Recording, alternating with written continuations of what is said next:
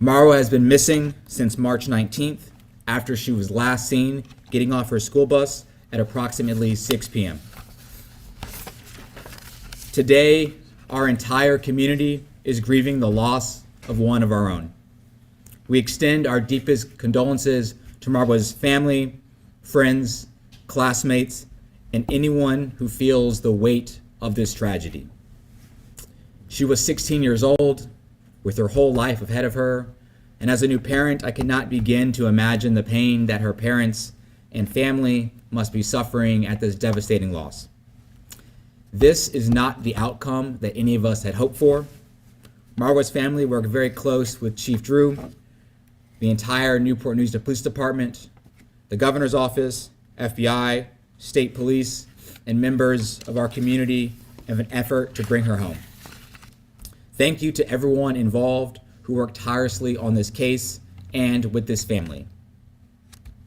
As mayor, I often think in moments like this, we must come together as a community to uplift one another and to support each other the best that we can. We ask that you please respect this family's privacy at this time as they mourn this unimaginable loss. At this time, we'll turn it over to Chief Drew to talk more about this and then take questions. Thank you. Chief. Thanks for being here today. Good morning.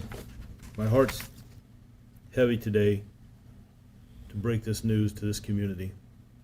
As I sit with Marwa's family, the last 2 days, one sharing the possibility and yesterday the confirmation of the loss of their daughter. It's something I would never wish anyone to have to do. But in this profession, that's often what we're required to do. The mayor mentioned that the last time we saw Marwa was 3 weeks ago tonight. On April the 6th, a body was located in a body of water, the Mariners Lake. Around 3 p.m. on Monday, the fire department went into that water and moved her to a closer embankment where a medical examiner specialist, our forensic detectives, or forensic technicians and detectives responded, along with myself and several other members of our city administration, our department. The individual that was removed, as we told you, it was identified as Marwa, and we'll get into that about how that identification took place. But initially at the bank, clothing matched the outfit that Marwa wore to school that day, that we saw her on the bus, and when we picked her up on camera footage in our city. The last place she was seen by our technology was at the embankment of Gatewood and Warwick Boulevard. That is the same area that we have searched multiple times with our boat in the water, with sonar, with our park rangers, with their FLIR system, our drones, multiple canine tracks utilizing our bloodhound, again, drones in the air. We have walked that wooded area, biked that wooded area multiple times. We've canvassed the surrounding neighborhoods, even other groups that went door to door and knocked and searched in that same area. The reason we focused so hard there is because that was the last place that she was seen. We saw her again walking from where she got off the bus casually, but where she goes out of camera view is right at the embankment at that intersection. When the investigator responded, initially, they will send an investigator from the medical examiner's office to see what we have. Preliminary, that investigator did not see any signs of foul play. Because of the clothing and believing that it could possibly Marwa, myself and other individuals carried her from the embankment up. Part of that is the closeness that I felt with that family. I've met with them multiple times here at police headquarters. I've had tea at their house and conversations.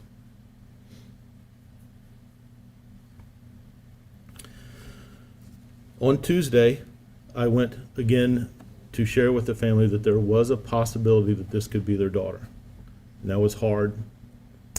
Because of the diversity in our department, we have individuals who are familiar with that culture and speak that language, and they were able to talk directly. The father, Noor, and I have had good conversations, and his children but being able to talk directly and translate directly to her, to Marwa's mom, was important to me, and things that she asked and things that she said.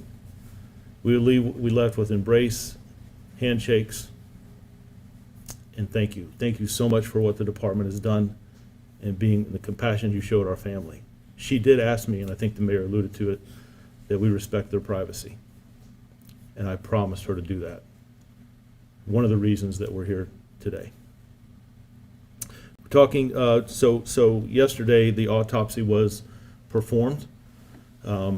Detective Rivera and forensic technician Waller were at the medical examiner's office while that autopsy was conducted. Now, if you remember back when we did the press conference last week, we talked about all the strategies that we put, the number of man hours that we had placed, and what we had had so far in the investigation did not show any signs of endangerment or foul play, anything nefarious at the time. But our concern is it's still a 16-year-old girl, a beautiful 16-year-old girl that we don't know where she is. And that was our number one priority, is to try to find her and locate her and use all the resources we had to do that. And when you connect with a family, that matters.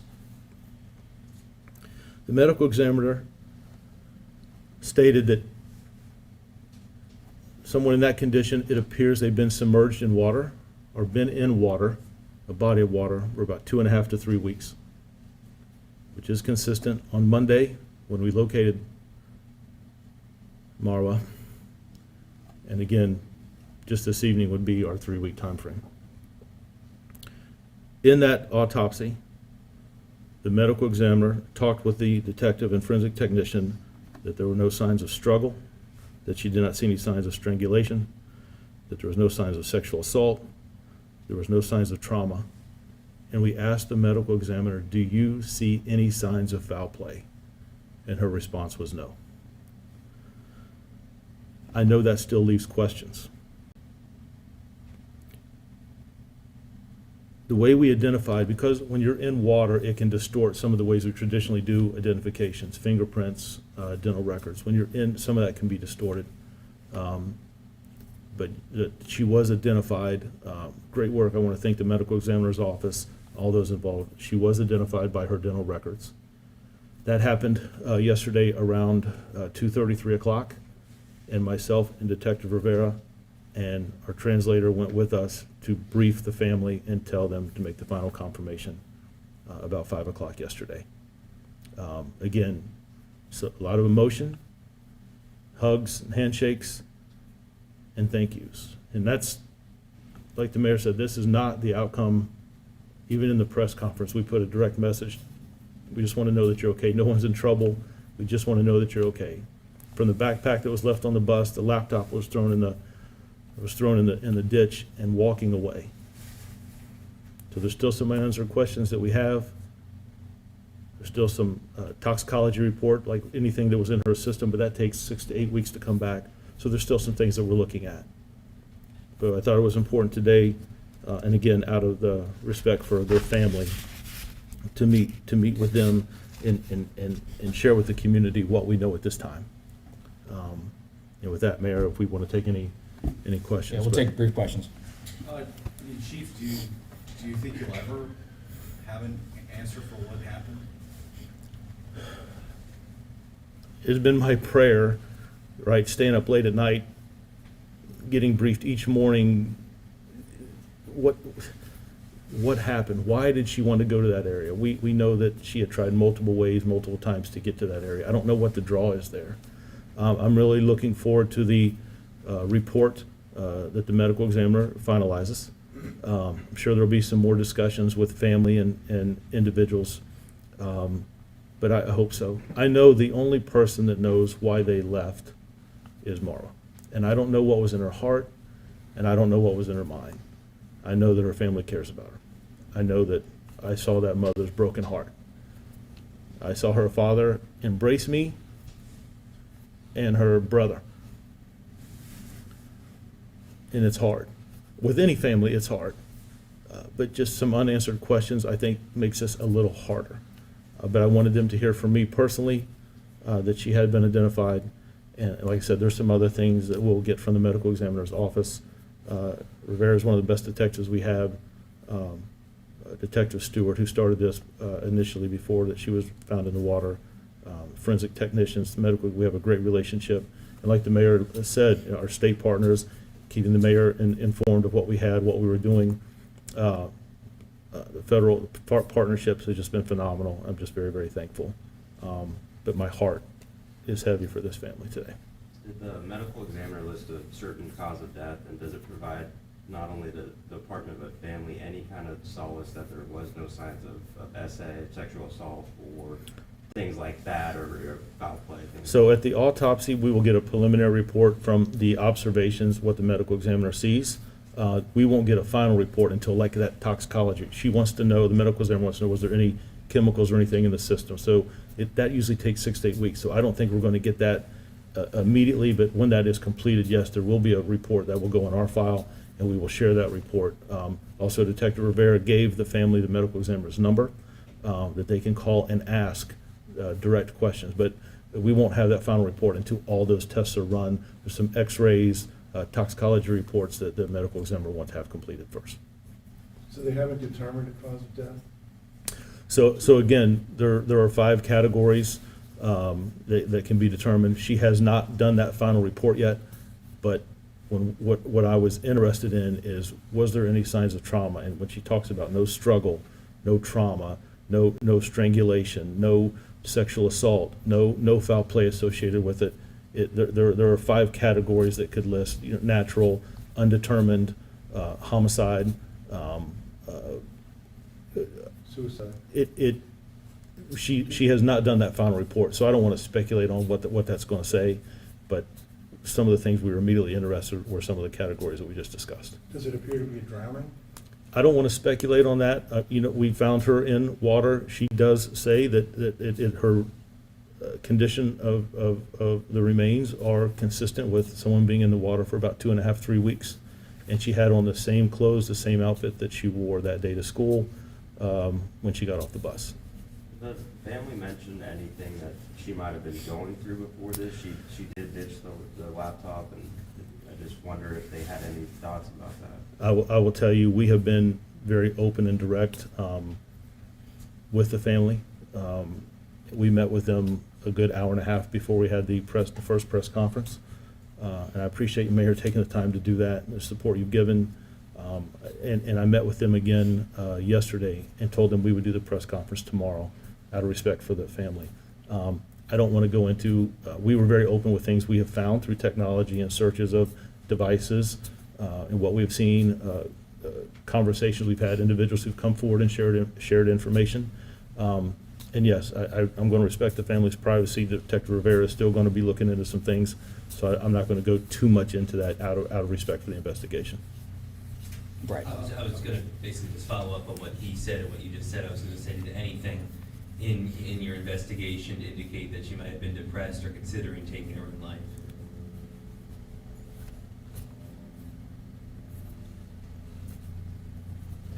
Out of respect for the family and what we've uncovered, we're going to leave that till the detective finishes everything he needs to do in that investigation, and we get the report from the medical examiner's office. But we're not ruling anything out. Obviously. We'll do The last community ones. had, the Muslim community had referenced that there might have been a sighting of her like a week or so after she first disappeared. Was that, was that her, or was it, just? I think we had, if my memory serves me correct, I think we had 3 calls of possible sightings. We went to those areas immediately and then set up on those areas the next day or the next 2 days to see, and none of those panned out. And it doesn't seem to flow with the information, the evidence that we have, and the condition of the body when she was recovered from the water. What was the technology that you captured her on? Was it a camera on Gatewood, a ring camera, or what was it that captured her there? Yep. And what was she doing? Yep. At the So time? Was she no, looking out in the water? it's a fair question. We have the bus camera when she got off the bus. We have some ring camera footage when she got off the bus. We have eyewitness footage about the laptop being discarded. We know the backpack was left on the bus. And then we have some of the technology, the camera systems that we have that saw her walking casually. She's not looking over her shoulder. She's not running. She is just walking at a normal pace. And the last place we see her is at that intersection of Gatewood and Warwick Boulevard, right there at the top of the overpass. We'll do one more. Yeah. Chief, just the final thought on my mind. Omar at the mosque, almost 1,000 text messages of just the community wanting closure, and closure is different for everybody in that healing process. Can you talk about those moments of yourself carrying her up the embankment and what this kind of provides the community, at least being able to find her? You know, sitting with the family, hearing their story, how they came here to the United States, there was a bond, heartfelt. I remember the mayor and I going to the mosque, just to share our heart and then evidence of what we had and what we would continue to be doing, believing that it could possibly be her. I wanted to be one of the individuals that carried her up. I wanted to be, because of the relationship with dad and mom, I wanted, if it did in fact turn out to be her, I wanted to look her mother in the eye and tell her how much we care about her family, how much we care about her beautiful daughter, and how we're going to take care of her even in death. So that was important to me. I felt like I owed that to them. I think it's the same thing when you go and give information to a family that's searching for answers, that you're open and honest with them, as transparent as you can be. For this case and the evidence, it is directly, I want to make sure we're taking care of that family, but I also want to be open and as transparent as I can with the community. But there are things that we have not put out in the community that I have shared with the family. And the last thing we'll say together, I just want to say thank you to the dedication and the professionalism of the NNPD, all of our state partners, as well as the Commonwealth's attorney, everyone that's been involved. This is a family. This is Team Newport News, and when one family hurts, all of us hurt. And so this was not what we wanted, but we never stopped looking, and hopefully today provides some sort of closure. Thank you all for coming. We appreciate it. Okay, back here in the Live Impact News studio after that very, very emotional press conference. You just saw Mayor Philip Jones and Police Chief Steve Drew hug before leaving the podium.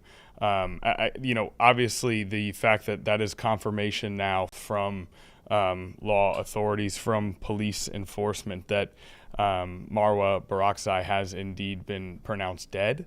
Her body found in Mariners Lake on April 6th, and now confirmed that and identified as Marwa Barakzai. So a sad day in Newport News, a sad day in Hampton Roads.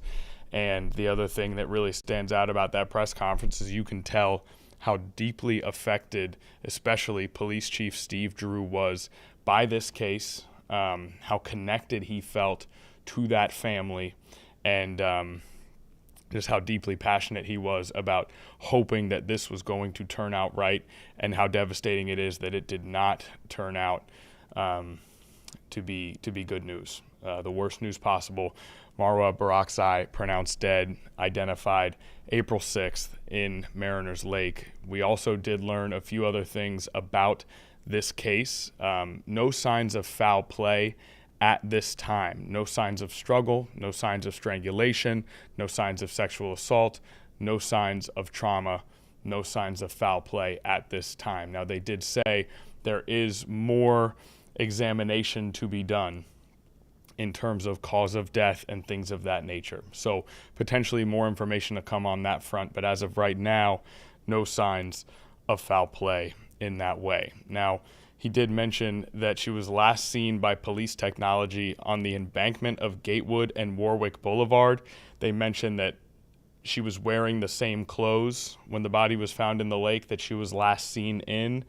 And then he also mentioned that she had tried multiple ways and multiple times to get to that area. And a big question that seemed to stand out is, why did she want to go there? The condition of the body was consistent with remains having been in the water for multiple weeks. And again, had the same outfit on from the last time she was seen. So a difficult day for, more than anything, the Barakzai family, the Newport News community here in Hampton Roads. Tragic news out of that press conference. Marwa Barakzai identified as the body found in Mariners Lake on April 6th and pronounced dead officially. So a difficult day here, and difficult news, and you could tell just on Chief Drew's face, in his voice, how devastating this is. Now, there will be more information, more reporting on this story on 13 News Now at 4, 5, and 6 o'clock, as well as at noon. Our reporter, Derek Lytle, was one of the press members that was there asking questions. He will have full updates on this throughout the day. For now, here on Live Impact News, we are going to take a commercial break. When we come back, we'll continue to go through headlines that we have here today.